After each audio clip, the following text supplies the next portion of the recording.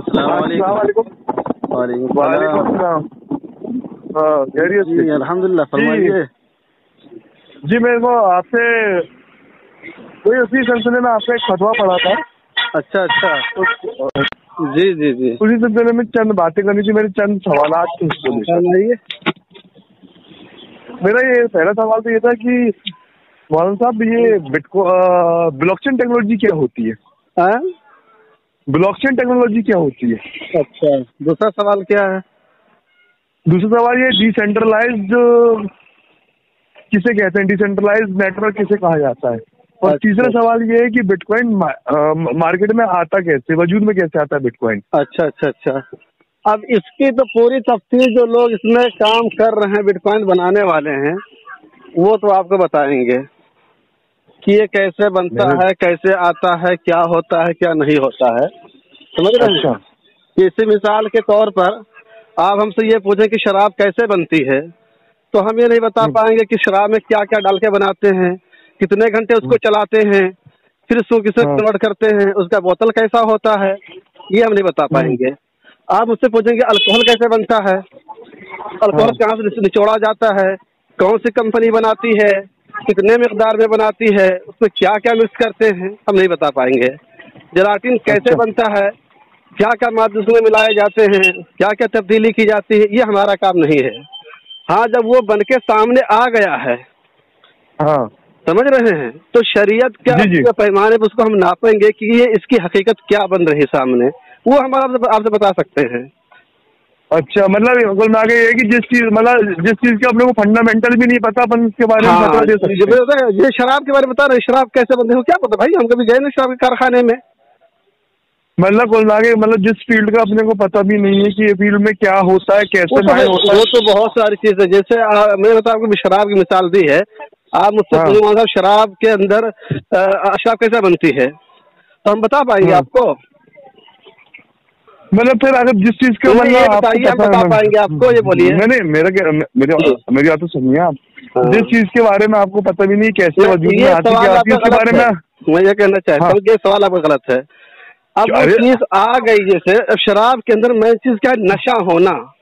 हम ये देखते हाँ, हैं किससे बना है, किससे नहीं बना है, किस कंपनी ने चलिए बनाया अगर है। आपको, चलो ये चीज का इल्म नहीं है तो मैं आपके सेकंड टॉपिक पे आता हूँ जी कि जी। बिटकॉइन हराम कैसे है? हाँ हाँ, अब ये सवाल आपका सही है कि हाँ बिटकॉइन हराम बताइए। कैसे है।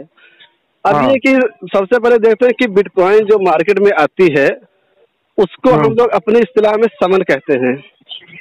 हाँ, समन मतलब उसे समझ कह से मुराद समन का मतलब, जैसे आप समझ मतलब नहीं जानते हैं, वैसे मैं बताना चाहता हूँ आपको।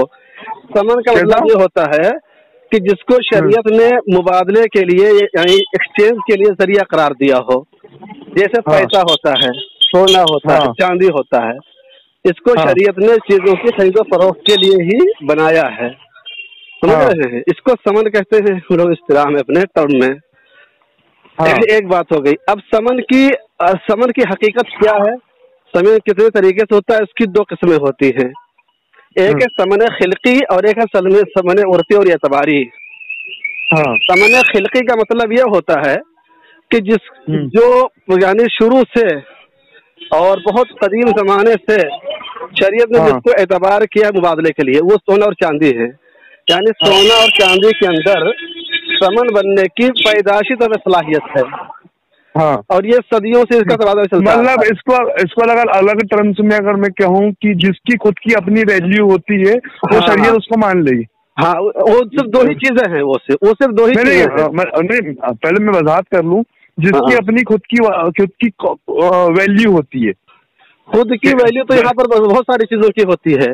मुबादले के लिए शरीयत ने जिसको असल माना यानी पैदाइशी एतबार से जिसको तबादले का जरिया करार दिया गया है, वो सिर्फ और सिर्फ सोना और तो चांदी है। मतलब शरीयत का हुक्म आप जैसे बोल रहे हैं, जी। मिसाल के तौर में मसला डिजिटल वजूद शरीयत के 14 साल बाद डिजिटल वजूद में अपन रह रहे हैं, आप तो मतलब आप मुझे डिजिटल वहां वजूद, तक आने नहीं नहीं दीजिए, नहीं। आप आगे निकल गए, हाँ, अभी मैं आपको आ रहा हूँ वहाँ पे। हाँ, जी, मैं अभी वहां पहुंचा नहीं हूँ। तो हाँ, एक है समन खिलकी। समन खिलकी का मतलब यह है कि जिसको शरीयत में पैदाइशी तौर पर समन माना है, यानी एक्सचेंज का हाँ, जरिया माना है, हाँ, वो है सोना और चांदी। और अच्छा, एक होता है समन एतबारी। समन एतबारी का मतलब ये होता है जिसको शरीयत ने मुस्तकिल करार नहीं दिया है, लेकिन उसको उस वक्त की हुकूमत ने उसको समन का जरिया करार दे दिया हो, हुकूमत अच्छा। को करेंसी माना हो। जैसे इंडिया की करेंसी है, इसको इंडिया करेंसी इसको समन मानती है। अच्छा। और जैसे डॉलर है, अमेरिका वाले उसको मानते हैं, रियाल है, सऊदी वाले उसको मानते हैं। ये समन उर्फ एतबार, यानी इसको हमारे उर्फ में समन मान लिया गया है। हकीकी समन ये भी नहीं है, हकीकी समन तो सिर्फ सोना चांदी है। यही वजह कि पहले ये बात थी कि जो करेंसी हो उसके पीछे सोना होना जरूरी था। पहले जब करेंसी बनती थी तो उसके पीछे सोना होता था, और उसकी बिना पर मालियत तय होती थी कि इनके करेंसी कितना डाउन है और कितना ऊपर जा रहा है। लेकिन अब आहिस्ता वक्त गुजरता गया, सोना गया। पेपर करेंसी के पीछे अब तो सोना है नहीं, हकीकत यही है कि पेपर करेंसी के पीछे अब हमारे है ना वहाँ पे। लेकिन जब वक्त गुजरता गया तो अब ये हो गया है। नहीं, थोड़ा सा आप नहीं तो बात पूरी आगे निकल जाएगी, बात क्लियर नहीं हो पाएगी। मतलब हुकूमत अगर मान लेगी, जिसको लीगलाइज कर देगी तो समझ और भी उसको मान लिया जाए। हाँ, तो समझ उसको मान लिया जाएगा, ये है, बिल्कुल कंफर्म है। मतलब बिटकॉइन को कल अगर कोई मुल्क अडॉप्ट कर लेता है तो उसको बिटकॉइन को मान देना। जिन मुल्कों ने बिटकॉइन को मान लिया है उनके हद जायज ही है। मतलब जैसे समन मान लिया, समन तस्लीम कर लिया है, अपने करेंसी पर कबूल कर लिया, तो उनके बिल्कुल जायज खरीद फरोख्त, हर जी नहीं है। मसला उनके लिए मतलब नहीं माना है। बस उनका तो ये आपने जो फतवा दिए हैं कुल मिला के उन मुल्कों के लिए दिए जिनने वो करेंसी नहीं माना है। हाँ, बस उसमें वजाहत होगी कि जिन मुल्कों ने तस्लीम कर लिया है, मान लिया है, तो उनके समन एतबार के दर्जाने हुकूमत खुद उसकी जिम्मेदार है, खुद कफील है। समझ रहे हैं, उसको तस्लीम कर लिया। मतलब कुल मिला के मतलब लब्बो लवाब ये है कि शरीयत तो नहीं मैं लफ्ज़ यूज करूंगा, दारुल उलूम देवबंद के नजदीक अगर किसी मुल्क में बिटकॉइन को करेंसी की हैसियत से मान लिया जाए तो वो हलाल करार दी जाएगी। अच्छा, लिखा उन्होंने? आप दारुल उलूम देवबंद नहीं, उन्होंने लिखा है क्या? ये लिखा है क्या? नहीं, ये तो आपने कहा ना, आप तो दारुल उलूम देवबंद से ही फारिग है ना? नहीं, मैं नदवे से फारिग हूँ और दारुल उलूम ही के मनहज में मैं काम करता हूँ, इसमें कोई शक नहीं है। लेकिन नहीं मालूम है शरीयत मतलब कहना चाहिए ये नदवी साहब का मतलब यही कि अगर किसी मुल्क में अगर उसको बिटकॉइन को एज अ करेंसी मान लिया जाए तो वो जायज हो जाएगी। जायज हो जाएगी, कोई मसला नहीं उसमें। और नहीं मानेगा तो वो हराम हो जाएगी। हाँ, तो फिर उसके जायज नहीं रहेगी वो, इसलिए कि मतलब सिर्फ इसी उसूल में उसको जायज और नाजायज करार दिया जाएगा। हाँ, इस बिना पर जायज करार दिया जाएगा।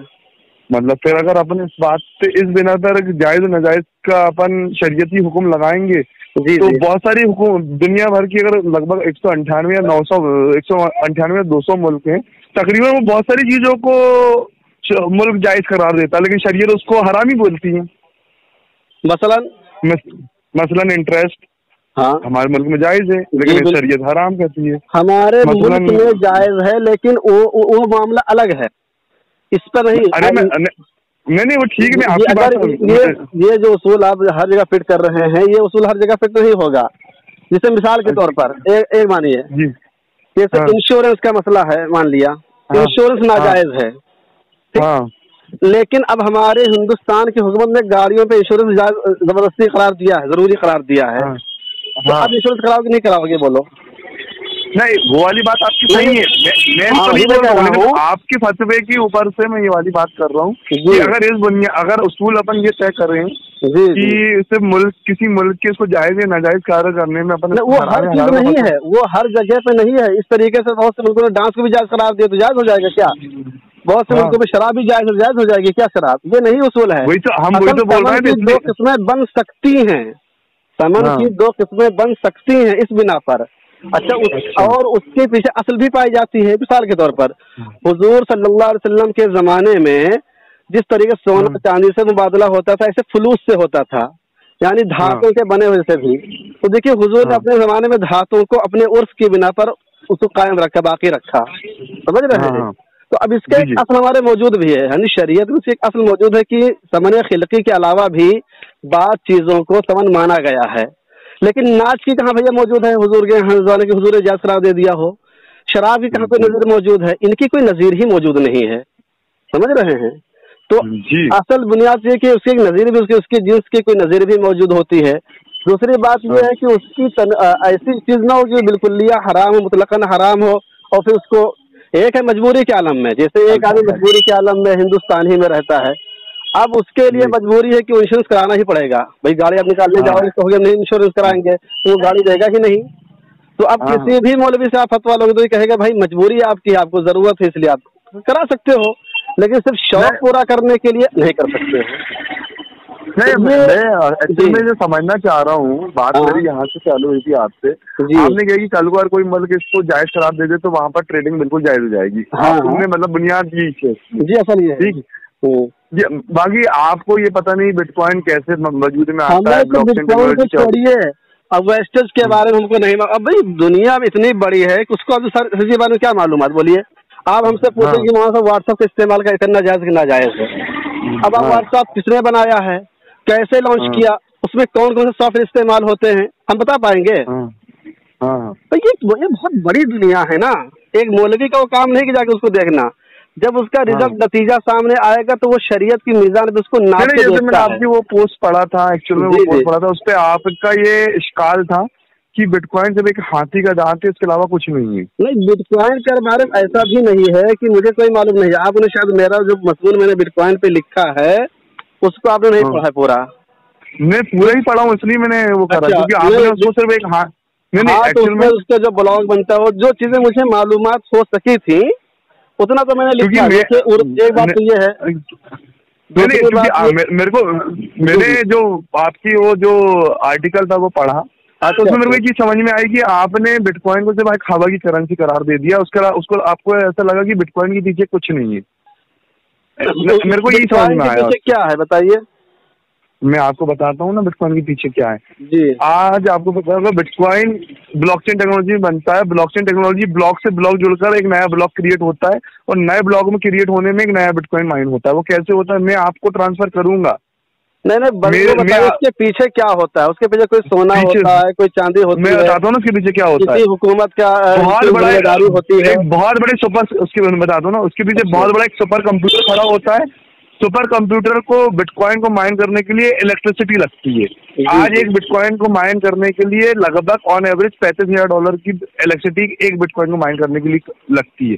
वो उसके पीछे इलेक्ट्रिसिटी और इतना बड़ा सेटअप खड़ा हुआ है बिटकॉइन को माइन करने के लिए। नहीं, ये हम नहीं पूछ रहे, आपने कहा उसके पीछे कुछ सोना चांदी की वाकई कुछ वैल्यू होती है? अरे सोना चांदी नहीं, अगर मैं आपसे पूछूं सोने के पीछे क्या खड़ा है तो आप क्या बोलोगे? तो सोने चांदी को शरीयत ने खुद समन करार दिया ना मेरे भाई। मैं नहीं बोल मैं ये बोल रहा हूँ कि शरीयत का हुक्म वहाँ लगेगा जो चीज एग्जिस्ट ही नहीं करती। तो आपको तो देखना पड़ेगा ना कि अब शरीयत डिजिटल वर्ल्ड में जब अपन जी रहे हैं तो डिजिटल वर्ल्ड में भी शरीयत के उलूम चेंज होंगे कि नहीं होंगे? बिल्कुल होंगे। इसीलिए तो हम लोगों ने इसीलिए तो कहा कि जिस मुल्क ने उसको करेंसी माना है, करेंसी कबूल कर लिया है, तो उनके लिए जायज है, इसलिए कि उन्होंने उसको समने तबाले का नहीं। बस मैं आपका एक आपने वो जो इसको जो आर्टिकल था ना मेरा, उसमें ये था कि आपने उसको ये करार दे दिया कि बिटकॉइन से फ्री में ऐसी जाता है मार्केट में। ना ऐसा कहीं उसके पीछे मतलब अफराद होते हैं, काम करने वाले हजारों लोग काम कर रहे हैं, उनकी आंखें खराब हो रही हैं, उनका कंप्यूटर काम कर रहा है, बिजली खर्च हो रही है, लेकिन ये करेंसी नहीं बन सकती है, ये हम कहना चाहते हैं। एक मिसाल लीजिए, व्हाट्सएप है, फेसबुक है, एक ऐप है ना, इसके पीछे बहुत से क्या नाम है काम कर रहे हैं। गूगल है, एक ऐप है, ये इसके पीछे एक बहुत बड़ा अमला काम करता है। इसके पीछे कंप्यूटर, हजारों कंप्यूटर लगे होते हैं, उसके पीछे क्या नाम है पूरा खर्चा आता है, सब जाता है। लेकिन क्या आप इसको, इस पूरे खर्चे कंप्यूटर के लगे होने को, बिजली के खर्च होने को, डेटा के खर्च होने को आप करेंसी कह देंगे? कैसा? जैसे व्हाट्सएप को कोई आदमी करेंसी माने तो करेंसी आप मान लेंगे? व्हाट्सएप करेंसी नहीं है ना, हम करेंसी कौन बोल रहे हैं? वही तो, एक मिनट सुनिए, तो फेसबुक करेंसी है कि नहीं है? नहीं है। फेसबुक की करेंसी नहीं है। गूगल करेंसी है कि नहीं है? नहीं है। हालांकि इसके पीछे कितने कंप्यूटर काम कर रहे होते हैं, कितने दिमाग काम कर रहा होता है। वही तो मैं बोल रहा हूँ। आपको क्या है, आप टेक्नोलॉजी में फर्क कर रहे हैं। थोड़ी प्रॉब्लम क्या है, अगर आप ब्लॉकचेन टेक्नोलॉजी को जब तक आप बुनियाद को नहीं समझेंगे ना, तब तक आप ये वाली फर्क करेंगे। वो टेक्नोलॉजी क्या लगे, वो इंटरनेट की 2.0 दुनिया है। इंटरनेट ये जो आप जितनी चीज नाम गिना रहे हैं ना, ये फेसबुक, गूगल, ये सब ये बिटकॉइन, ये इंटरनेट का पहला वर्जन है। ये जो ब्लॉकचेन है इंटरनेट का दूसरा वर्जन है जी। अब हम दूसरे वर्जन में जी रहे हैं, ये दूसरा वर्जन है। यहाँ पर मैं आपको बता दूं, ये ऐसा कोई भी बिटकॉइन कोई भी नहीं बना सकता और किसी की भी करेंसी ऐसी आके वैल्यू क्रिएट नहीं कर सकती। बिटकॉइन के पीछे एक बहुत बड़ा इसका एक विजन है, दुनिया में सिर्फ 21 मिलियन उसके पीछे विजन होना, उसके पीछे कंप्यूटर का लगा होना, उसके पीछे लोगों का काम करना, उसके पीछे डॉलर का खर्चा होना, अमला को पैसे तनख्वाह देना, उसकी मायनिंग करना, ये करेंसी कैसे बन जाएगी, ये सवाल पैदा होता है ना। आपने करेंसी कैसे कह दिया, ये सवाल असल है। नहीं, हम ये बोल रहे हैं कि उसको आप एज ए करेंसी मत मानो, कुछ तो मानोगे ना आप आज की डेट में, एसेट्स मान लो इसको आप। अगर आप जैसे क्या नाम है फेसबुक है, अगर फेसबुक वाला कहते हैं कि हम आपको फेसबुक देंगे इस शर्त पर कि आपको 50 रुपया देना पड़ेगा, तो आप उस ऐप खरीदोगे नहीं खरीदोगे? तो सामान तो आप खरीद लेंगे, जैसे आप किताबें खरीदते हैं, बहुत सारे ऐप्स खरीदते हैं, क्या नाम है PDF खरीदते हैं, वो तो ठीक है, लेकिन करेंसी कैसे उसको आप कहेंगे, ये मैंने पैदा होती है ना। नहीं, इसको इस बुनियाद पर लोग करेंसी मान रहे हैं क्योंकि उसके अंदर एक वैल्यू की देखते हैं।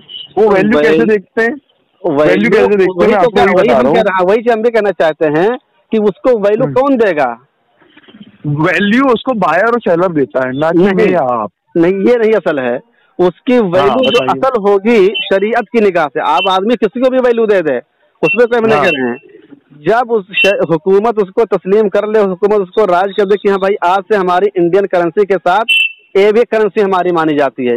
एक मिसाल लीजिए, जैसे अभी लोग क्या नाम है ये नोटबंदी से पहले हमारे यहाँ 5 वाला नोट चलता था, ठीक है, उसको हम लोग करेंसी मानते थे, मानते थे। आज उस करेंसी को नहीं मान रहे हैं, भाई नोट गवर्नमेंट ने बंद कर दी, हुकूमत ने उसको बंद कर दिया, यानी हुकूमत ने उसको तस्लीम नहीं कर रही कि करेंसी है। तो जब हमारे इसको भी हुकूमत तस्लीम नहीं कर तो कैसे उसको हम करेंसी कह देंगे, बोलिए? नहीं, ये आपका अपना स्टैंड है ना। नहीं, हमारा स्टैंड नहीं है ये जो है। देखिए, एक है हवा में बात करना, एक है शरीयत के उसूलों दायरों को सामने रखते हुए बात करना। आप जो बात कर रहे हैं वो दूसरे अंदाज से बात कर रहे हैं। मैं कह रहा हूँ कि जब हमारे पास कोई मसला आता है तो उसको असल हम इस मीज़ान पे देखते हैं, ठीक है, दुनिया क्या कर रही है, क्या नहीं कर रही है, कहाँ जा रही है, उससे हमको बहस नहीं होती है। कुल मिला के आपने लब्बुल यही, जब तक हुकूमत उसके मामले में कोई स्टैंड या अगेन के फेवर में नहीं लेती तब तक आपका फतवा बिल्कुल सही है। मतलब हुकूमत पाकिस्तान, हुकूमत हिंदुस्तान, हुकूमत सऊदी अरेबिया कल को इसको करेंसी मान लेंगी तो हो जाएगा। जैसे अगर हुकूमत, जैसे इससे पहले वाला नोट था, हुकूमत कहे कि भाई वाला नोट से चलने लगेगा, चलने लगेगा। करेंसी उसकी पहले थी, फिर उसको चालू कर दिया करेंसी ने, उसमें क्या हरज है? जब हुकूमत उसको तस्लीम कर देगी तो हो जाएगा, वरना नहीं। चलिए मैं आपका मौक़िफ़ समझ गया।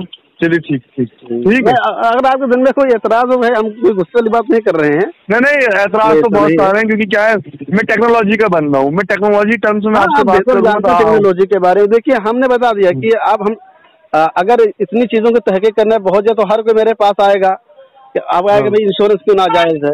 हम उसे कहें भाई ज़रा और किमार में मबनी है ये चीज़। अब वो कहेगा तुमने इसको देखा करे, इसे जाके इसमें कैसे होता है, क्या क्या होता है, कौन सी कंपनी होती है, वो भाई हमारा काम नहीं है। हम नतीजा देखते हैं कि इसका क्या होगा मुस्तकबिल में, समझ रहे हैं। और ये हमारे शरीयत के जो उसूल है उसके एतबार से है कि नहीं, तो हम हुक्म लगाते हैं। बाकी इसमें क्या काम होता है क्या नहीं होता तो हम लोग कहाँ जान पाएंगे। एक तो मैं समझता हूँ कि बड़ा बड़ा इंजीनियर माहिर जो होगा, एक्सपर्ट, वो भी चीज़ नहीं सोच पाता है। जैसे अब आपने पढ़ा होगा 5 साल 2 साल स्टडी क्या होगा, फिर भी आपको भी मुकम्मल मालूमात नहीं होगी बिटकॉइन के बारे में। एक आदमी मैं तो कम से कम 4 साल से पढ़ रहा हूँ करें, लेकिन आपसे कहेंगे आप जब माइनिंग करके दिखा दीजिए तो आप नहीं दिखा पाएंगे, इसलिए कि आपने माइनिंग है लेकिन प्रैक्टिकल आपने कभी नहीं किया है। नहीं, माइनिंग करने के लिए छोटे मोटे पैसे नहीं लगते ना, छोटे मोटे पैसे बता रहे हैं आपको, एक बात बता रहे हैं।